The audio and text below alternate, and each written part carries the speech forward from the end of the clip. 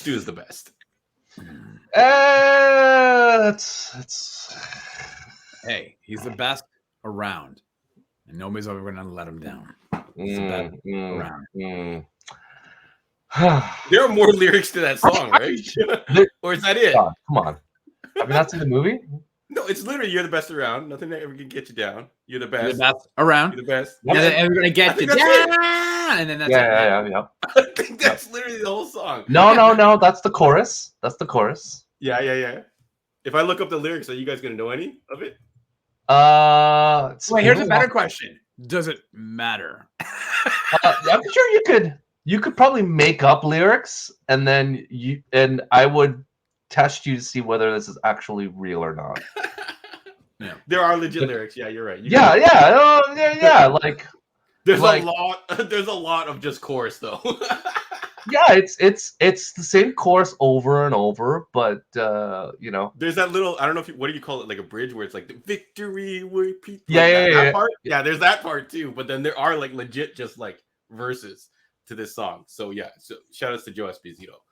We should have him on the show. What else does he do? We'll ask. We'll see what happens. But if it's like, if that's it, we're like, well, welcome and thanks for being on the podcast. I'm sure we could ask about some of his other deep cuts. He has we a couple of songs. Ask why the song hasn't been on the show. I feel like that's a legit ask, no? I probably think it's a licensing agreement. They probably might not have it, or it's too expensive. So it's one of those things. Netflix is cutting costs left, right, and center. They're just canceling everything. So, and the stock price just fell down too. So good times. Welcome, everyone, to the Heroes World Quarantine Podcast. That's some nonsense about Joe Esposito's You're the Best Around, a.k.a. Karate Kid song. We are here to do something a little different. We could have talked about Willow, but there's so much juicy, off-the-bone situation happening. Nobody's talking about Willow. I'm watching it. I'm enjoying it. There's a lot of stuff happening. Should have dropped it at the same time that they did Lord of the Rings, House of Dragon, and Willow? No. They did the right thing by waiting way later because it's really weird. Yeah. It's like, I feel like Rob's right though. No one's really talking about it. Yeah, because it's really weird. Like we're all kind of like watching it, going, "Huh." It's kind of a weird throwback, and then at the end of the show, it plays like modern day music, so it just throws you out of the mix. It's like, anyways. We're here to talk about the weird, the wild and wonderful, and the wacky Warner Brothers, clearly run by the Animaniacs. The stuff that's happening right now with... It's Pinky in the Brain. I honestly don't know if anyone's the brain right now with what's happening with the formerly the DCEU, now rebranded DC Studios. So a lot of stuff has happened. We just thought that it'd be fun just to talk about it because I'm sure people want to know. I don't care, but Rob does. So let's preface that. You don't care at all. I don't care. You care a little bit. Don't care. Do not care whatsoever. I think it's hilarious, and hopefully they'll be able to do it correctly. But we'll see. So wait, podcast service my wants and desires. Is that what this whole entire thing is about? Depends on what universe you're in, so we'll see. Welcome again. I am your host, or one of them, Stupe. With me is the owner and proprietor of Heroes World, that means Mr. John Ho. Hi, folks. Apropos sweater as well, and of course, our resident too tight. Gun show, baby, gun show. That's when we have to ship him some Vimo, him some money. And in the universe that is not catering to his whims, Mr. Rob Gunn. Yeah, hey, how's it going, everybody? If that was, yes, you're very right about that on the media front. This is not the universe that's everything's coming up Millhouse for Rob. So no, not at all, not at all. So let's go through this. News broke specifically today about Henry Cavill. We're gonna go all over the place because there's so much stuff that happened in the last 10 days, and maybe you don't know what's going on, but. As we discussed before in a previous podcast, James Gunn and Mr. Safran, I get his first name, Peter Safran, have now taken over the duties to watch over and oversee. They have a plan that's going to be a 10-year plan, although their deal is only for about 5 years. So they're going to potentially unleash it in the new year. James Gunn has been very active still on Twitter, so he is still answering questions. He was like this when he wasn't the guy, and even when he was doing Marvel stuff, he would challenge people to find Easter eggs in his films. And now, as the head of DCEU, he's still like chirping off and saying things. So we talked a little bit about last week, but if you didn't watch our review about Patty Jenkins, we'll get to that in a moment. But here's the latest developments. In a kind of a joint Twitter/Instagram post, James Gunn had indicated Superman was a big priority for him. He loves the Superman film, the franchise, everything about it. He had talked about how him, and he's a big fan of Henry Cavill, but in another meeting of them, Henry Cavill released on his Instagram account that he is no longer going to be Superman, and James Gunn had pretty much indicated, yeah, we're going to look for a new Superman. So it was interesting because, you know, if you look at it, I guess the meme of things that aged like bad milk. Henry Cavill already said best is coming after his cameo appearance in Black Adam, and now he's backtracked and said, you know, guys, never mind. I'm not doing it anymore. Rob got Charlie Brown. Charlie Brown. Although, you know, James Gunn has done the super be friends with everyone going, hey, there's going to be an opportunity for us to, you know, have Henry Cavill in another role in the DC universe. Yes, that's the picture from Boss Logic. But at this time, he'll no longer be Superman. Let's get your general thoughts, John, as you start as Henry Cavill. No longer be. We'll get to the other James Gunn stuff about Superman, but give us your initial thoughts about the fact that Henry Cavill is no longer Superman. Yeah, pretty disappointing because they did the whole, like, he went on a Instagram Live or something after that whole Black Adam cameo. The Rock really pumped it up. So it's kind of a shame to just have it all. We're like, oh yeah, they're finally gonna do it right and give him a proper Superman movie, and they just pull it out from under. I feel like they pull it out from under him and us fans. And I've always stated unanimously, I think everyone is okay, if not very happy with Cavill in the Superman role. He just hasn't got the right project or movie. Looks, dude's laughing already. But my understanding is the greatest review, John Ho. What was this movie? Generally speaking, okay. Well, I'm saying no one was like, "Oh my God, get rid of him." You know what I mean? Yeah, but the thing I is, should have said it the reverse. I said it in a weird. No, but the same time is there's no one fanatical saying I ride or die with Henry Cavill. So everyone's like, yeah, fine. Though I feel like there is some people who really love him in this role. Yeah. Well, was it? They've got that stupid petition out now. You know, bring back Henry Cavill, fire James Gunn. Oh, really? I don't think that's gonna happen. Yeah, let's be honest. The DC fandom on the internet is much more stronger on the internet than it is in person, because showing up The Rock and them are like, we just need people to show up to the movie, and they did not show up. And then later it's kind of the perfect, I think the term is slacktivist, where they're like, oh, we'll just support them online, but when it comes to showing up to the thing, they're like, next week.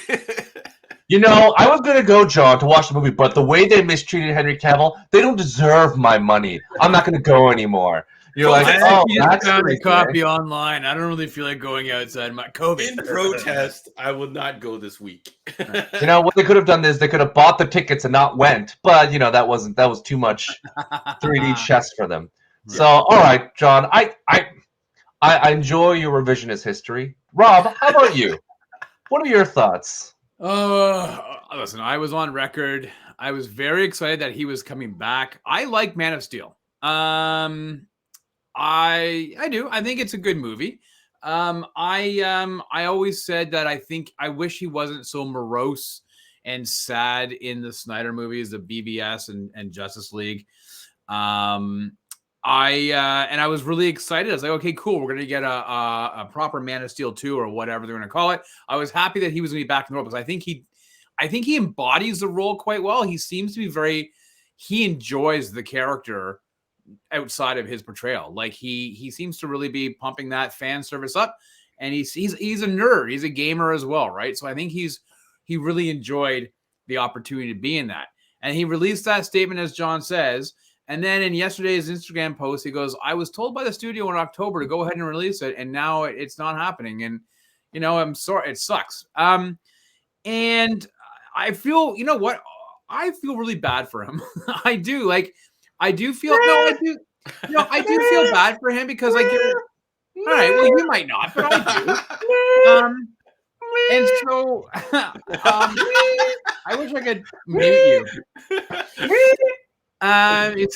You sound like a door on the Starship Enterprise that's stuck. Oh, I wish we had a graphic. Oh, God damn it. So, anyways, I feel bad about that whole the optics of it all. I'm not going to be crying river for the guy. He's going to be fine. He's going on to other projects, and off you go. But you never want to be removed from a project like that or from a role in the manner in which it happened. So it is what it is. We have to move on. At least we still have Man of Steel. We still have, the movies that he was in. It's just too bad. But you never know. You never say never. You never know what happens 10 years from now when they do a weird multiverse thing. Anyways, I mean. So let's go back. Let's wind this back a bit because there's some context for those who haven't seen the pod before. We've been talking about. Dwayne Johnson has been heavily involved in the creation of his character, Black Adam.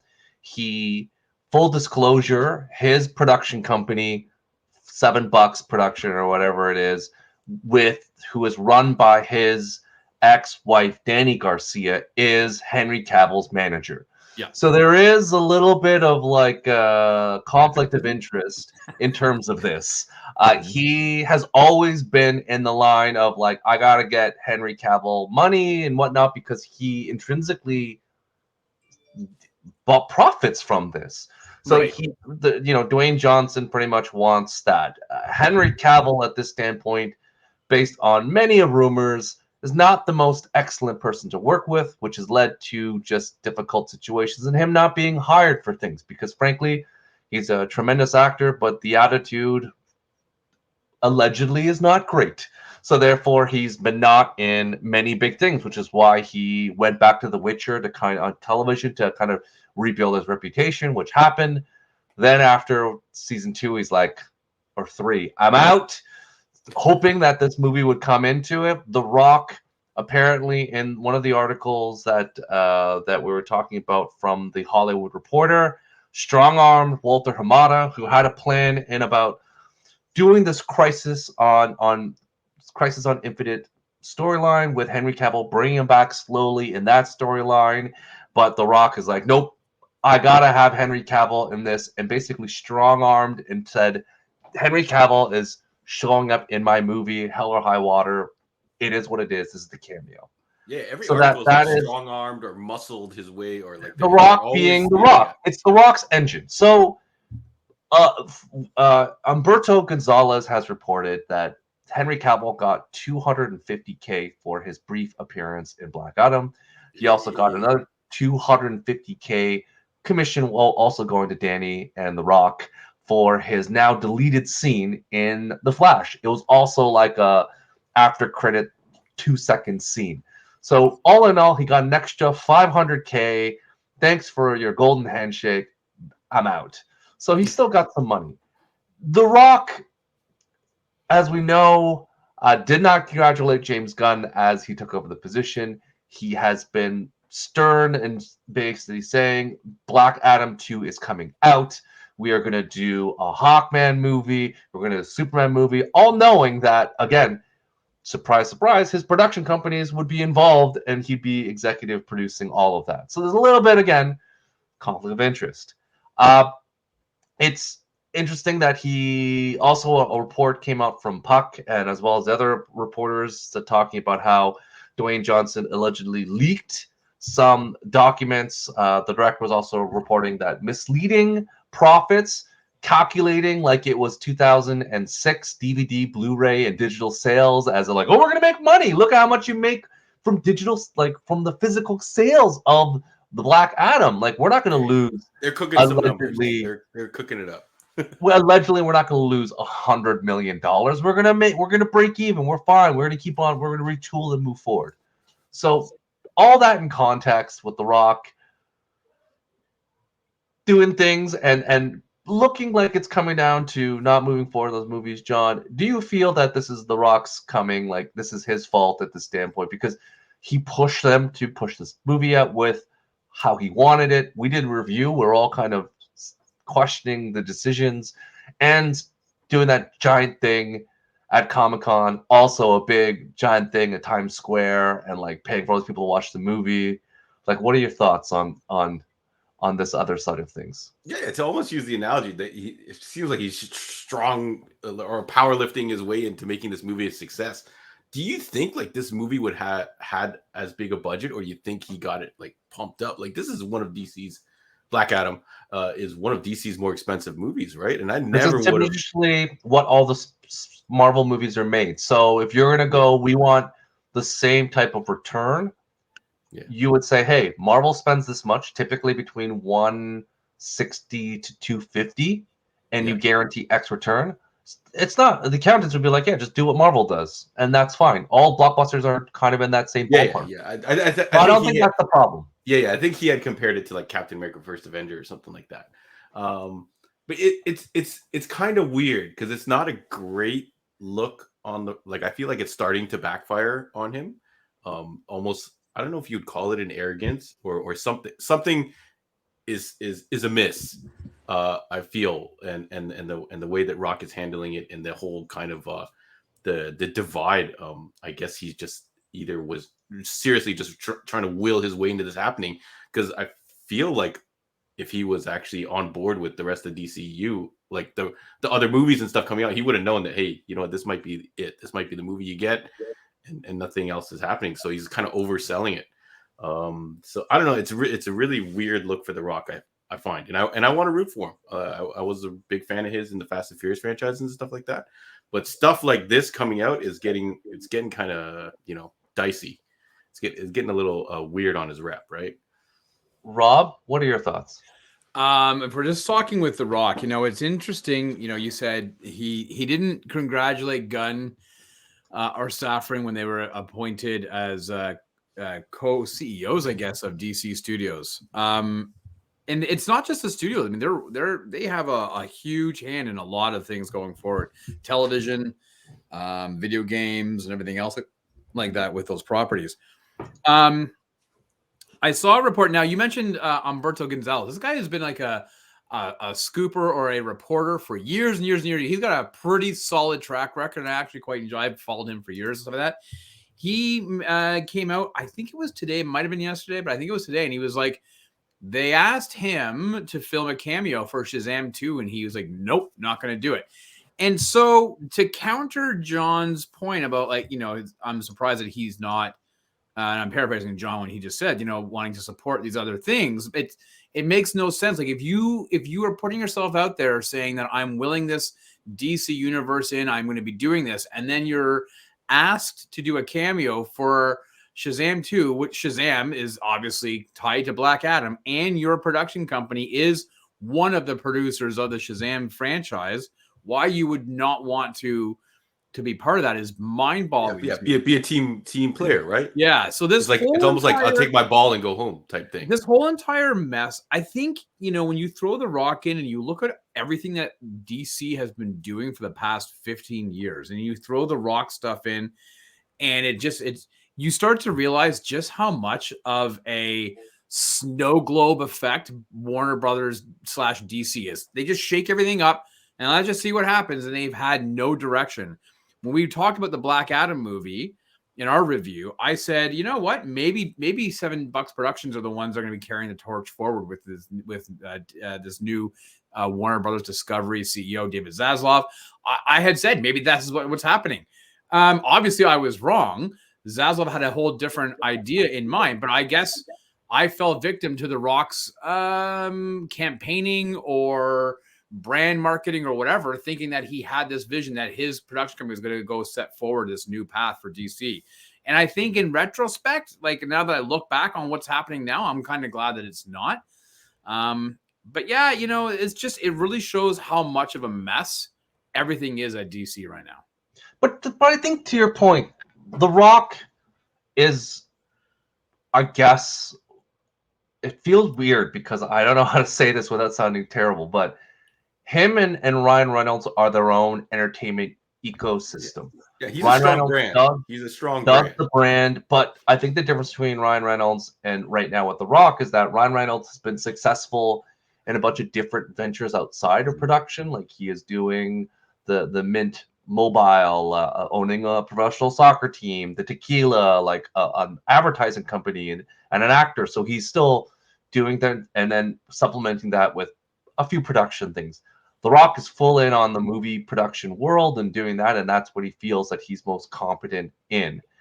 It is interesting because we talked about this before in the last podcast with Rock films.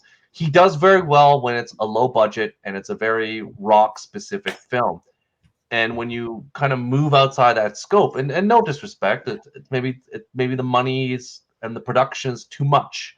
When you have to do an ensemble in this type of big budget movie, and you can see that the the cracks starting to happen with his the sheen is not as nice when you look up and close.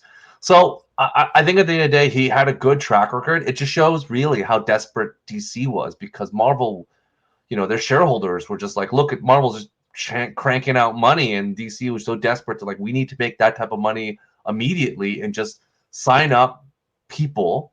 And Marvel had that thing too. Like, how many of those directors were just nobodies, and they're like, oh, we'll just bring you in, and we figure, okay, well, The Rock has production experience. He can do this. He's a global brand.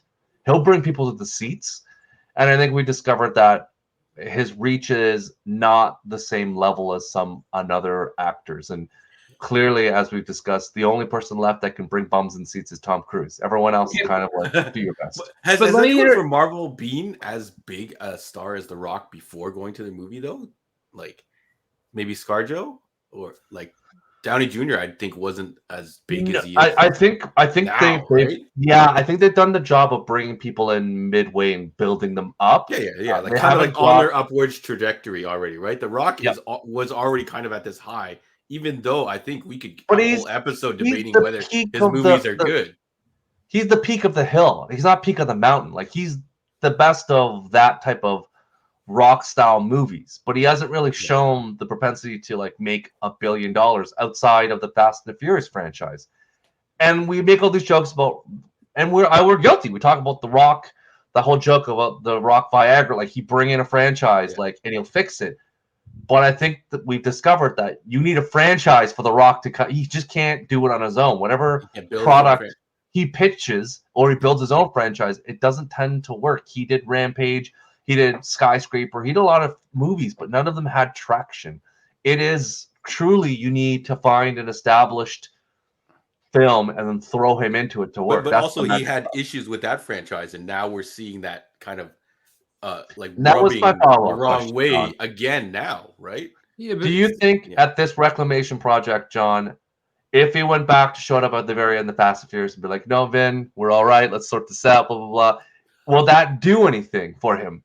Would coming back at the very end as they're filming like a quick cameo at the end, Fast and Furious, be like, The Rock's not, he let bygones be bygones. He's a good guy. Or is this a more drama and more like pettiness going to hurt him? What are your thoughts? I think he's taken the conflict on Fast and Furious too far already. He's already past that point that he can't. He's already come out and said, "I'll never do it like again."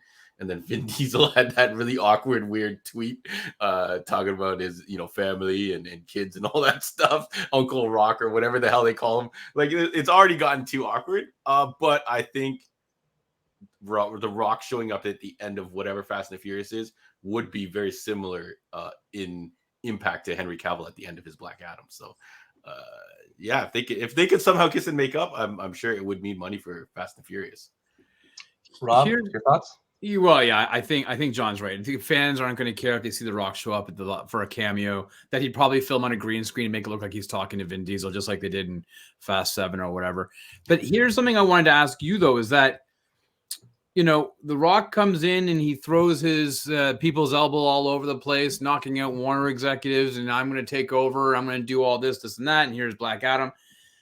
It makes me wonder, like the thing, the dichotomy between Marvel and DC is that Marvel, you said they brought in other directors that weren't that, but Marvel had a roadmap and they were very transparent here's our roadmap. They always announced their projects beforehand. They didn't even have anybody attached to direct, but here's our characters and the stories we're going to be telling in the next couple of years. Then they would be bringing in the people. DC didn't have that roadmap, so it makes me wonder if They did. They did. Well, it was just an expedited roadmap. They just said instead of going the journey, we're going straight to the destination. Yeah, but the problem was though is that I don't consider that a roadmap. Like I considered it was like going to a Denny's and trying to figure out, are you ordering breakfast, lunch, or dinner? Everything was all over the place on the menu, and it was just like we'll just pick I think it was basically, Rob, we're going to Cancun. And I don't know how we're going to get there, but we're going there. And we just got there. That is my thing. It's like, forget about all the pit stops in between. We're just going straight to destination. So you're trying to say that Warner Brothers ran their DC studios like a Harold and Kumar movie? Is that They just went full out. White Castle snacks. They're like, Avengers was a good idea. Let's just go straight Justice League. No other movies. Like, no. You're talking about Batman v Superman. Basically, they tried to jump ahead and just throw Wonder Woman and everybody in there, and it's like, let's just add them in, and then we'll just go straight to the money shot. But what I'm talking about though is that when The Rock came in, he had a plan. It's a pitched plan, but it's just the Rock universe not going to work out because they're like, okay, we're going to do this movie. It's going to lead to a Black Adam, Superman, Snobberknocker film. We're going to do a Hawkman spinoff because I got to do that one. And I'm going to do another Black Adam film too. So his was all about this one branch of the DCEU. But it wasn't, like, again, they basically made that decision like a year ago that nothing's going to be interconnected anymore. So who cares? But I'm saying that he was inflicting his desire for these things. I wonder how he would have done if he had gone to Marvel, if Marvel would have said, here is the railroad you got to stay on. I don't think he would have accepted it, which is why I think with Kevin Feige being like, look, we talked about it. Like, if Edgar Wright, questionable now, Edgar Wright, couldn't keep him on staff to finish Ant-Man. And I think Kevin Feige is like, you know what, we got to give people more creative. And then it led to Thor: Love and Thunder. So he's made his own mistakes here and there, like do too many projects and not keeping eye on the reins. Yeah. So I think at the end of the day, if The Rock went in there, he would have had expectations and things he wanted. And then Kevin Feige was like, no, you're not doing it this way. There are still, like we said, rules you have to follow and things you have to do in terms of interconnectivity. But why do that when you go to DC and they're like, you can do whatever you want? And he's like, yes, I will do what I want. What fits me as an actor. Forget Black Adam, the story, and anything else. I'm just going to do what fits best for me. And I think that was personified by his own admittance that he went above the other heads at DC to get what he wanted. Yep. And right there, that should have been like a massive red flag for everybody to be like, wait a minute. Like, Rob, we've been in the business world. We've seen that when guys go above the man. Nothing good comes from this. No. Going above. Like, it's not a good idea. And he wanted a specific thing. His ego would also not allow him to basically fight Shazam, who is typically the antagonist in terms of like Shazam and Black Adam. It's not Superman. Like, Superman and him, I don't know how often they interact with each other in DC, but he was just like, we talked about it. He didn't feel that Shazam is at the same level as The Rock, even though he's the producer and he basically made that movie Shazam with Zach Levi. So it is weird. Let me just jump quickly to the other thing that happened because, again, Superman, James Gunn has talked so much more about that. There was a script. We found out the mystery people that are involved in the DC Superman 2 movie. One was apparently Stephen Knight, who is, for those of you who enjoy a little TV show called Peaky Blinders, he was that guy. He's also did Daredevil and a bunch of other things too. And then the other thing too, where there was Chris McQuarrie from Mission Impossible fame was also writing it. But James Gunn's like, you know what? These guys are not fitting my vision. I'm going to write the Superman movie. And if I happen to potentially direct it, then I'll do that too. So what are your thoughts on James Gunn going in there going, hey, man, I think I can do Superman right. I'm going to write and possibly direct it. John? Yeah, I think like we've been talking about now. Rob's talking about now how big of a mess DC was. So this change, it is coming as kind of a shocker, I guess.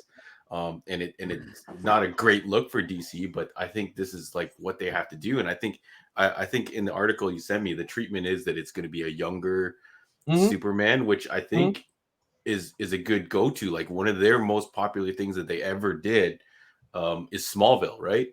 So they've got some stuff in that well, and it's possible that if they want to get a younger audience and they want to get them to like Superman, that is the way to go. And yeah, if it what it takes is it's James Gunn to infuse some humor and some lightness in this Superman, then yeah, I'm not super surprised by it. I like when he got the job, I knew because of his celebrity status, he's kind of got like some street cred, you know what I mean? He's got a bunch of successful movies under his belt. He's a personality, like you said, on Twitter. So he's got a voice. So like if anyone else, they just hired some person you never heard of, or someone who works on behind the scenes. He's got that cred that I think he's going to be able to go in and do something like this. It's a little weird though when you look at his catalog of movies to think, oh, this guy might potentially write, direct, and not star. I was gonna say appear in the Superman movie. Star. That'd be amazing. He's like, and I've casted myself as Superman. At this point, he probably cast himself as Paul Kent that we're going at. Maybe that's what it's gonna take, right? This is gonna be his brother, Sean Gunn. Yeah, and it's gonna be his wife as Martha. Yeah, but obviously this patchwork stuff is not working. So yeah, Rob, what are your thoughts? Yeah, so I mean, excuse me, as we know, Gunn has been working on Peacemaker season 2. He said last year, or maybe it was earlier this year, I don't know, that he was doing a what's the Viola Davis's character, Amanda Waller show potentially for HBO Max, and that he was working on something else for DC but wasn't going to elaborate. And we were always like, oh, I wonder what character it would be. I think maybe we had talked about, can you imagine him doing like a big, like, no, he wouldn't. He likes taking these weird characters out of these pocket universe and working on that. So all that to say, it's very intriguing to me that he's decided he thinks he can go in and do a Superman story. I personally like James Gunn's approach to a lot of his stuff. I'm very excited to see how Guardians 3 comes out, because just by the trailer alone, I think it's going to be heartbreaking. So I want to see how he does it. I don't think he'll direct it. I think somebody else will step in to direct it. But it is, as you said, it's an established Superman. He's at the Daily Planet, but it's like his early years. It's year one, maybe. We just got the Batman in a year one type thing. So it's probably going to be very similar to that year one Superman. And that's a cool entranceway. We haven't seen that. And people, the one thing we have to praise James Gunn about is that he is super transparent. And Stu, you started this show off saying this. He's been super transparent on Twitter and social media. And he said, listen, I can't wait to unveil this stuff to you. We just got to give me time. But here's some nuggets and some stuff is going to come out. I think that is going to help feed the fire of fandom to get behind what they're doing, even though they're disagreeing right now with this whole Cavill stuff. But I'm excited for it. I think we've had very few takes on Superman on the screen. If you really think about it, we had Richard Donner. We had Bryan Singer, right? And then Zack Snyder. So I think like you have some very different. I think let's go for something completely different with James Gunn, and you know I'm stoked to see what he does with the character. It will be interesting because it's I would say conspiracy theory Stu putting on the tinfoil hat is it is going to be an actor roughly the same age as Robert Pattinson, very conveniently that they're very much the same age-ish. There are reports that the director, Mr. Reeves, is not a fan of integrating this Batman character to what James Gunn is doing. I think he is playing the long game and like, yeah, we're going to do everyone else. And then when Matt Reeves leaves the Batman and be like, and Batman's here. They're just gonna fold him out. It's like, yeah, you know, we'll do your 3 movies, and then when it's up, you'll do other things and just wait and see what happens. Because I have a feeling that's what they're going to do. They're going to focus on a new Superman, on new characters, and then, oh, surprising, this Batman movie is happening. Oh, this new Wonder Woman / new Superman's the same age as Robert Pattinson. Maybe they could just hang out. What a coincidence! What a coinkydink! So I feel like that is potentially the end game for this, because I think that it does make a lot of sense as to that. Do you want to see a Superman with a Guardians-like soundtrack, though, Stu? No, I think he'll stay away from all that. No, I think so? He won't repeat himself like that. Yeah, I don't think he can for Superman. Like, it doesn't. It does for the ragtag, but if he does that style for the Superman film, he'll get too much pushback. I think he's smart enough to know that that's you do the greatest hits. You play the Superman song that we want to hear. I'll say Crash Test Dummies. No. I really want to hear the Superman song. No, you do that and you go from there. The other quick thing. Apparently, Ben Affleck had met with James Gunn to talk about potentially directing a DC project. John, what do you think that project is? What do you think? Batman? Batman movie? Batman. How is it not Batman? No, of course not. It's not going to be Batman. Who's left? Captain Atom or something weird like that? Like I don't know. Like a Sergeant. Who's Sergeant Rock? Yeah, like a Sergeant Rock or something like that. I don't know. If it's not Batman, I'm puzzled. But I know you guys were clamoring for like want him to direct a Batman movie, not star. Well, yeah, right? But back in the day, he had written, and I like Ben Affleck as a director, right? I think he's directed some fantastic things. Yeah. And so I was very excited to see what he would have done with a Batman script. Okay, obviously the easy answer is going to be Deathstroke, because we know he was really pushing for Joe Manganiello to be his Deathstroke and everything else. And I know that he's still like, sorry, I should say I know. Hey, you know. I know, Ben and I. How you like them apples? It seems like he's still very much a fan of the Deathstroke in the Batman universe, and that might be his backdoor in by doing a Deathstroke. The other easy answer is to say, oh, he'll just do Superman. I don't think he will. I gotta tell you, I don't know if it's doable or not, but I think if you got Gunn and Safran as the head of the studio, I would love to see Ben Affleck do a question. Oh, the question? The question. Stu wants a Goodwill Hunting like Booster Gold. And No, Blue Beetle. I think I want Ben Affleck to direct Superman now. I'm like, just give him the big one. Give him Superman. Yeah, you do? You think so? Why not? Why not? He could do it. That'd be a big name, I guess it right? depends on what the script is like on how much Gunn is in the script. You know what I'm saying? Like, I don't know. Ben Affleck's got a couple Oscars under his name. He's got some clout. He could do it. He has more Oscars than James Gunn. So it's just a matter of what it is and taking notes in that working relationship, because that's what determines. Frankly, we talk movies are a partnership. It's a collaboration. The many people, many moving pieces. It's never just one person. That whole thing is a farce of like, oh, this movie was the crux of one person. No, it was producers, directors, editors, sound, actors. Like everything is chosen. If he's a team player, right? They all work together, and that's a name that would be a name where you would go, huh? What? Yeah, but okay. I mean, listen, of course, but that was what we all inferred when Gunn released his whole stuff about thanking Cavill.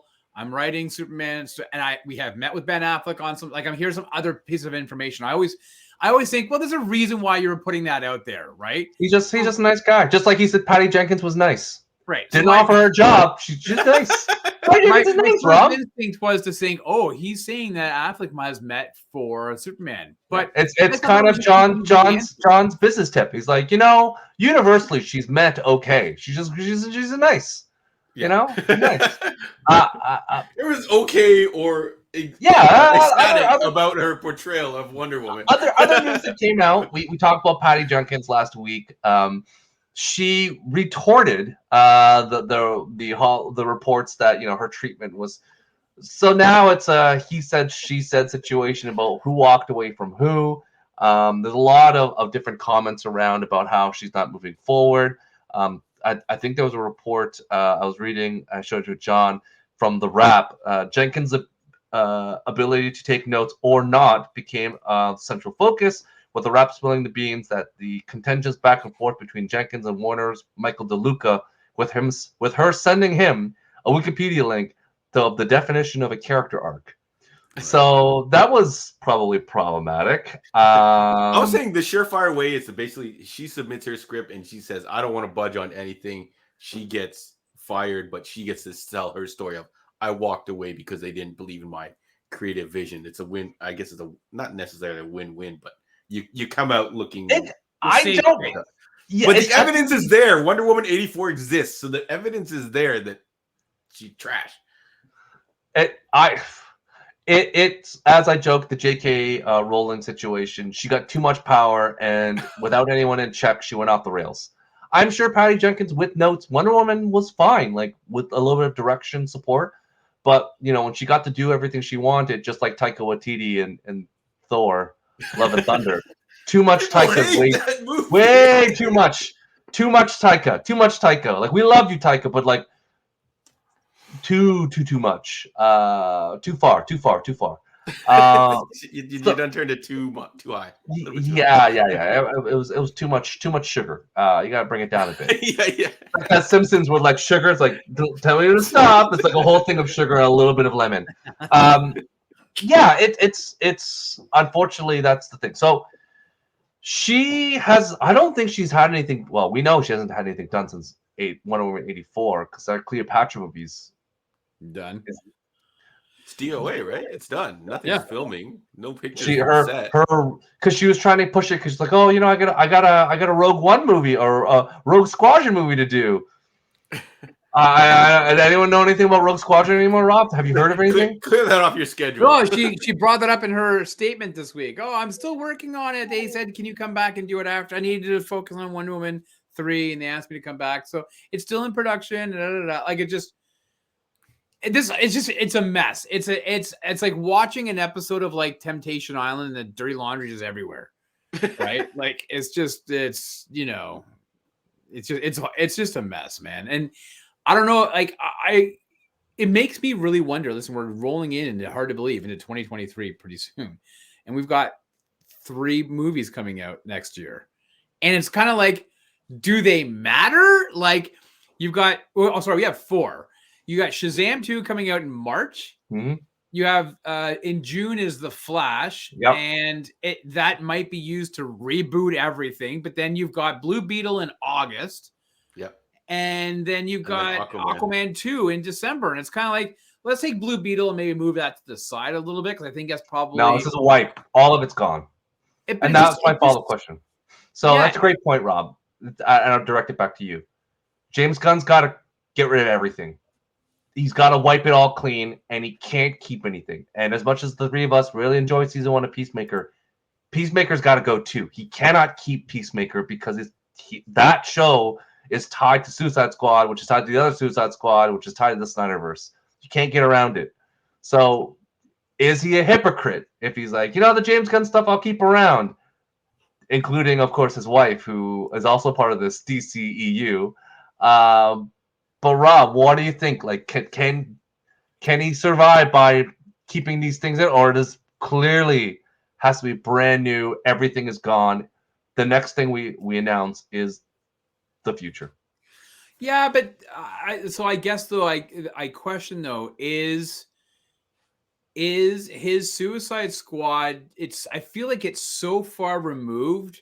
The characters are the same, man. But it's you can't. But then it's hard because I think with those ancillary characters, though, I think it's easy to smudge that a little bit and keep. But the fans are weird. You got to throw all of it out because if you keep one, it's like, why do you keep this? Why aren't you keeping that? And blah blah blah. Like they're tied together.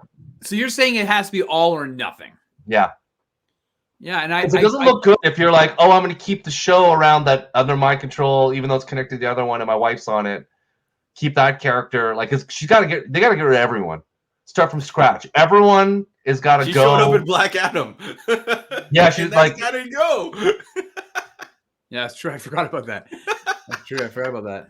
Yeah, I don't know because I know his whole plan was Peacemaker season 2. Admittedly, though, we haven't heard anything about that. No. It's filming right? soon. That's fine. It's gonna happen. But like outside, but they gotta, I don't know. Like looking at this list, everything's got to go. You can't keep any of it. Yeah, I think you're right, Stu. I think everything like it has to go. They've tried this patchwork thing, and audiences won't accept if you just decide to kind of like move on and just take what you want and not keep the continuity. People can't seem to get on board for that. I would actually prefer that method. You keep what worked, and then you just conveniently forget about everything else. Like Fast and the Furious, I always said, just forget that you killed Han. It doesn't matter. And they kind of did it, but never forget. They could have Justice just they should have just not written it in there. They should have just said, "What are you talking about? He didn't die in Tokyo." Just ignored that third movie happened. But yeah, I think you're right. I think they have to get rid, and it sucks because Rob's right. They got 4 more movies coming out that are basically going to get scorched off the palette too. Like Rob, you said Suicide Squad is removed, right? But it's on here. The only thing that's removed is like that Batman movie and like the Reeves Batman and the Joker, right? Those are the only things that are outside of this.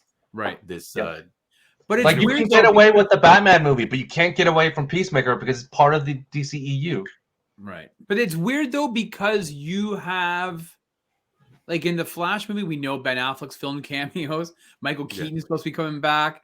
Like those are done now. Apparently they're all out. They cut all of Michael Keaton stuff. Wow. That'd be a disaster. Because I didn't hear that. He's now only in the Flash film, but he had 3 other appearances all cut. So he was supposed to be in the Batgirl film that got shelved. He had a cameo in Aquaman. Okay. They cut him out and they put Ben Affleck back in it because they're like, so like he was supposed to be in the Batman Beyond movie. They canceled that one. So now it's like, oh, he's just going to be in this Flash film, and that was it. But they paid him. Because he's so integral in that movie, though. Apparently, he's like a main co-star, so you couldn't get rid of him. But how disastrous is that they wanted to cameo him in Aquaman, and then they had to go Batman. Wait, yeah, Affleck makes more sense. Like that because it doesn't. The timeline doesn't make sense because it's like, oh, you can't have a new guy show up and no one knows who he is. Why is he even here?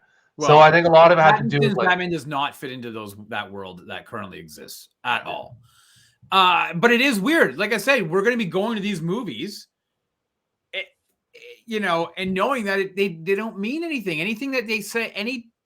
They're still movies. They're still going to exist. Rob. No, but any teaser, anything that they set up is irrelevant. It does take away. It's like movies back in the day. No, but it's like watching. If you listen, I went into watching Westworld season 4 knowing it was going to they canceled it. The last season is gone, and so you watch it. You're like, I'm going to enjoy it for what it is, but it leaves so much on the table. I'm not fulfilled. I'm not, there's no resolution. There's no investment. Right. And so I feel this is the same way with these movies now, is that we're going because they're there, but are we gonna go? Are we gonna go? Single movie, right? Are we gonna go? I don't know. Yeah. I don't know. Yeah, I'm gonna go for sure. All 4 of those I'm totally gonna see in the theater. Especially the Flash. The Flash, I think Shazam looks fantastic. I'm not gonna lie. I think it looks really, really cool. And I am very excited to see what they do with the Flash. Despite all those problems, I think it's really interesting though to see the amount of other directors and creators who have been messaging Gunn like through Twitter, like James Mangold and a whole bunch of people like, "Hey, cool, I'm ready to start working with you." Like, it is very interesting. But at any rate, these 4 movies exist. It is. I agree. It is interesting to start dialogue, but again, Warner Brothers is such a trash fire right now in terms of them taking stuff off the platform. Like, think of all these TV shows that are just taken off HBO Max. We're not going to pay you money anymore. Yeah. They're taking Westworld off now, right? They took it off. They took it off completely. Yeah. So they're like, pay the royalties. Yeah. So it's like you got to pirate it now to watch it. So like, there's a weird thing now where some people are interested, but other people are like talent. It's like that's how Hollywood. That's how half these actors get paid. It's like it's the royalty checks. So like. Yeah, but it is interesting though, because at least listen, as much as we question David Zaslav's like him doing this type of stuff, especially from a creative standpoint, there is something to be said that it feels like he's really tightening the belt at the expense of some of these things, but that he's putting like the needle a bit more into the center to say, okay, this is, and you've hired like you, it feels like there is a seismic shift at the expense of a lot of this shit. But I think that if the studio comes out better and more well positioned creatively and financially, then I think the sacrifices would be worth it. Right. Yeah, but then you're not going to get it back. So, like, it's all easier to say sacrifices, but you're not the one getting paid, or you're not the one losing revenue because they took off your product, right? It's They like, also years of your life down the drain. It's like, Rob, that money you were banking on to pay for your kids' education, forget about it. It's like, it's again, this is like King versus Kodos. Like, oh, don't look at me, I voted for the other guy. Like, this is not the way it should be. So, at the end of the day, I think there's a lot of people that are very cautious about working with that studio because it's a bona fide mess. You don't know what's going to happen. You don't know what's going to be paid. You don't know what's going to happen. So you're not going to go see movies in the theaters too? Sorry? You're not going to go see any of these movies in the theater in 2023? We'll see. They got to earn my money. I'm just going to throw my money at just because of what? I have no loyalty to these people. So they have to go to the theater to make some money. They spent, especially on The Flash, spent so much damn money. And I think Shazam's locked now. Like, they're done. I think they've locked it. So, yeah, they're not going to throw it on streaming and lose all that cash. And they're not going to write it down. We'll see. And James Wan's been told, you're already over budget. No more of these reshoots. Reel it back in. Doesn't seem good to me at all. These are all red flags. Yeah. Can you put Amber Heard back into the movie now? Oh my God, no. Yeah. No, Stu's absolutely right though. Like, look at the disaster. Like, yeah, Aquaman has got all these issues with it. Blue Beetle, I don't think we've heard anything about issues on set. But even the Flash, they're like, oh my God. There's been all kinds of Ezra Miller stuff. Yeah. Like, they scrapped the whole movie. Like, where was Batgirl going to fit in there? I'm just looking at the random schedule here. Like, no, it's supposed to only be on HBO Max anyways. Yeah. It's supposed to be like it wasn't even supposed to be a theatrical release. Okay. No. Interesting. That's why they could cut it because they're like, yeah, it doesn't matter. So it's a straight to whole. This is the kids straight to straight to video release. That was what it was. So for the kids back home, it's a mess. I look forward to making fun of DC again momentarily, even after this. I just find it that Kevin Feige only speaks at a press conference and does certain things, and that's what it is. He's busy, focused. I don't like how James Gunn's on Twitter all the time. Don't you have work to do, bro? Like, do stuff. Like, I think not what I want to see. Rob makes a point that transparency, I think, is a good. But it can also be bad because you're ahead of a studio. You're not supposed to be. It's a good strategy right now with everything being the disaster it is. It's a good strategy right now. Yeah, but let's. Here's what's going on. John, you say this, but then you look at Elon Musk, and then you're like, "Oh, that's when transparency. You should shut up." Yeah, but the problem is that Gunn is responding to a lot of these leaks that a lot of this stuff he's saying it's not true or whatever. So I think what will happen, listen, we know he said he met with Zaslav this week. They've pitched their idea. He says they're going to tell us into the new year some more information. I think we'll get a little bit, and then we'll probably get a roadmap in Comic-Con, right? We'll get a roadmap of what they're doing. And but I think you'll start to see him backtracking a little bit in terms of his involvement dealing with this stuff on Twitter. I think he just has to do it right now. He is the face of DC Studios right now, and he's got to do the damage control. God, though, wouldn't it be kind of neat if they actually cast this, since he's already well deep into writing this script?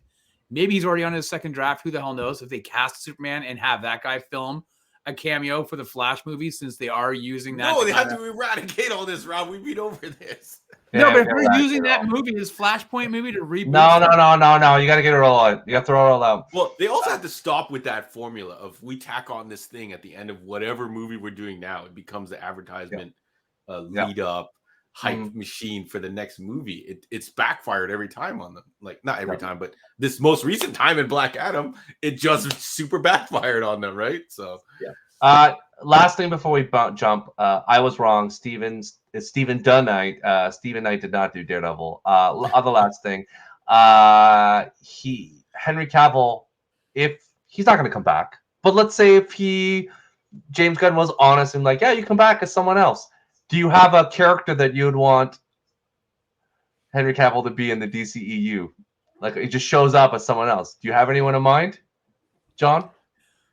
I don't know if I picture him as anything other than Superman because he's so cemented. But I guess the fact that he's kind of being bounced around so much, bring him back as like a really obscure character like Resurrection Man or something weird like that, just to be kind of meta about it. But yeah, no one really.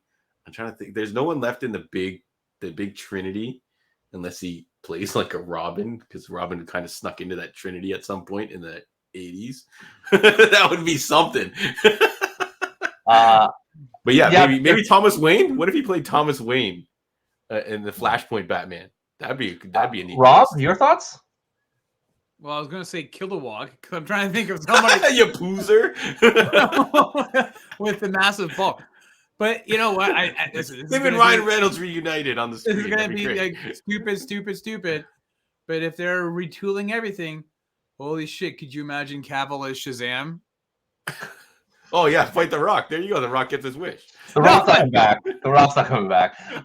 That's pretty funny. That's pretty a good, good one. That's good. That's good. Yeah, I like it. That's a good one.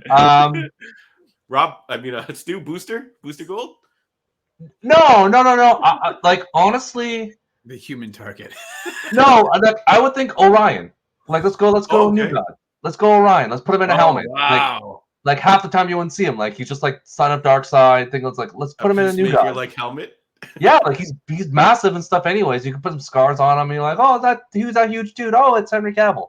And funny to your point, James Gunn did retweet, leave Ryan Reynolds alone. He's not doing a Green Lantern movie. Yeah. So they've already said no fuego. And then the last thing, because I got to throw everyone out. He, although I'm sure Batista would love to be this character, the rumors are also that the Jason Momoa is going to be Lobo. Do you think that's the best or worst idea you ever heard, John?